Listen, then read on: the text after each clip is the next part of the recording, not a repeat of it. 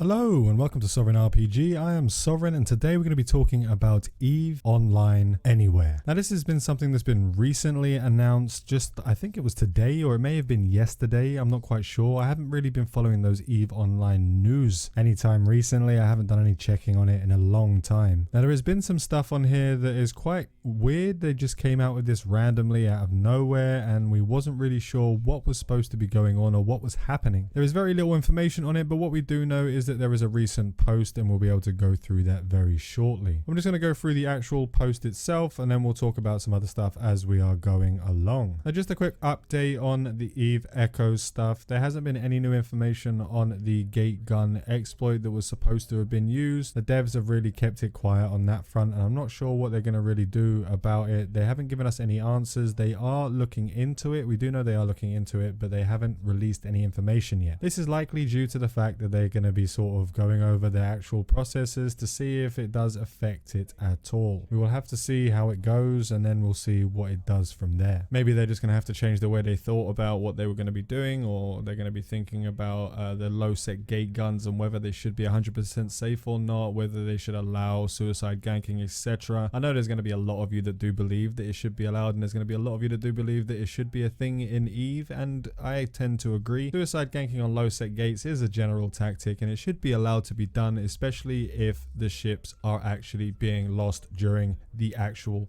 suicide gank. Now if people are finding ways to get around being killed by Concord and the gate guns, I do believe that should be not a thing. I don't think that should be allowed, personally speaking. Even in EVE Online, if you find out ways to get around Concord, you can be banned for those things, especially in high sec. If you go and try to kill someone and find a way to get around Concord coming to kill you, they actually do something about it. Even EVE Online, that everyone seems to glorify and make everyone believe that is going to be like some be-all end-all sandbox game that isn't quite what they say it is. So let's quickly go over the actual post itself. This is addressed to the experimental capsuleers. From today, a greater number of pilots have the opportunity to join a time-limited test of a cloud-based platform that allows a fully featured EVE Online to be played in browser instantly. Newly named as EVE Anywhere, the cloud platform has entered beta following a successful early stage trial that saw EVE Online players explore the innovative and robust technology whilst helping improve its offering. The new test will help further shape and refine the platform while exploring the potential of wider availability in the future. It was conceived to expand the player community of EVE Online. EVE Anywhere removes barriers for newcomers while providing veterans of New Eden with an extremely convenient way to access their game. The early stage trial has already demonstrated that potential, seeing first-time EVE Online players stay for longer, with higher numbers converting into full-time pilots. I don't know how putting this onto web browsers affects the early game experience of new players anyway. EVE Online is definitely not a game that is good or catered towards early stage players. No matter what people tell you, it is one of the hardest games to get into, especially at the beginning. So it goes on to say EVE Anywhere enables instant access over supported browsers, Chrome, Edge, Safari and Firefox. Now it does say Edge, Safari, Chrome,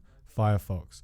I don't believe this is for mobiles. I don't believe this is for iPads. When I say Safari, that could just be Macs. When I say Chrome, that could just be standard laptops or Windows operated laptops. I don't think this will be playable on tablets unless you have a keyboard and mouse attached to it through Bluetooth or whatever you're going to be using.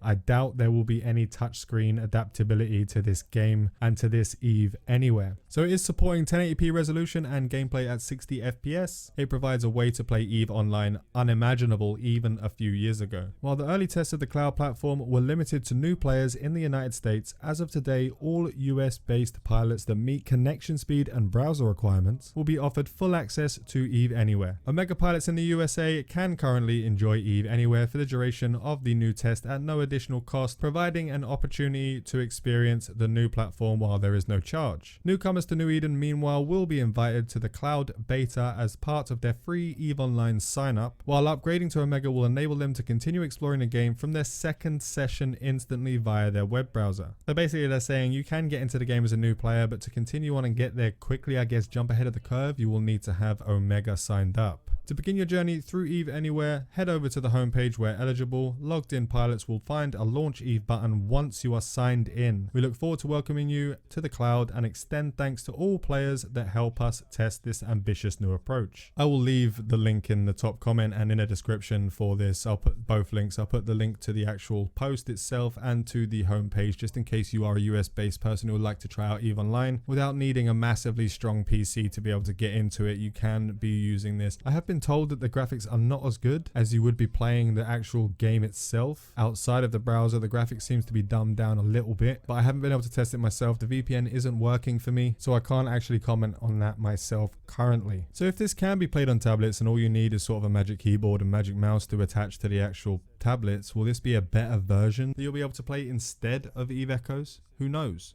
We'll have to wait to see how it goes once it gets outside of the beta phase. It is cloud gaming. There is issues with cloud gaming across the board, connection problems, etc. And we'll have to see how they have everything set up. EVE Online is notorious for not having servers that can actually control the game, especially when it comes to large scale battles and a lot of the stuff that goes on around EVE Online. Tie-dye is still a thing. Let me know down below if you find this exciting, if this is a new aspect of EVE Online you'll be able to jump into and actually play the game. There's a lot of people already saying, well, it's going to kill EVE Echoes now, EVE Online has this, blah, blah, blah, but I don't think they quite understand that this is not a mobile and tablet game. This is EVE Online on the browser. It's a very, very difficult UI to handle. With no touchscreen stuff, you will have to have a keyboard and a mouse, and if you're carrying around a keyboard and a mouse, you might as well have a laptop, and if you have a laptop, you might as well play EVE Online. But we'll have to see how it goes. We'll have to see what happens, and any information that does come up about this, I will let you guys know. So while I was in the middle of actually making this video, I actually just got sent a message by someone regarding the actual EVE Anywhere web browser. It seems you can actually only play for 90 minutes in total using the actual web browser. And after that's done, it seems that you'll actually be required to download the client. So I'm just going to add this onto the end of the video because, like, obviously I've already done most of the editing and I just got sent this message right at the last minute. Very odd decision. But anyway, that's all we have for today. Remember to like and sub if you haven't already. This is your one-stop shop to EVE Echoes content. Fly safe